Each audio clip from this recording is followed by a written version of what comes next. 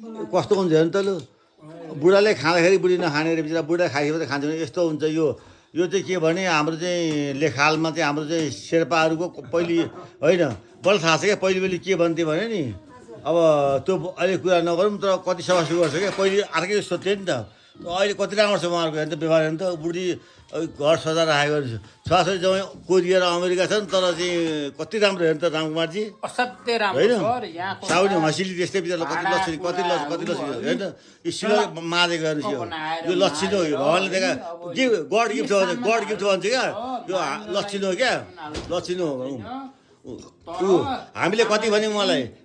कति भन्यौँ तर हँसिलो बुहार छ उहाँको एनी टाइम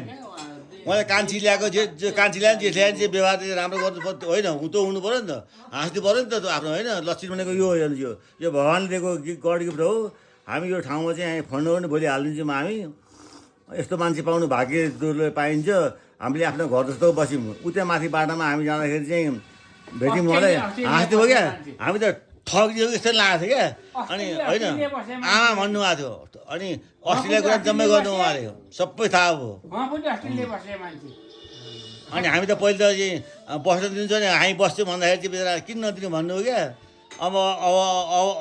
अहिले के हो भने अहिले आएर खायौँ हामी टन्न खायौँ हामीले त्यही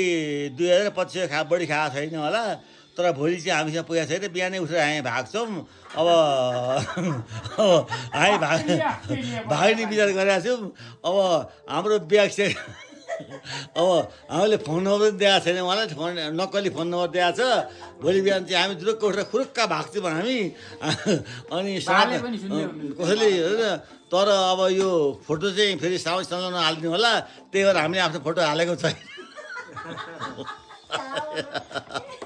ल है साउनी हामी भोलि भाग्छौँ है हामी भाग्ने भाइ भोलि आगे भाग्छौँ भनिदिएको छ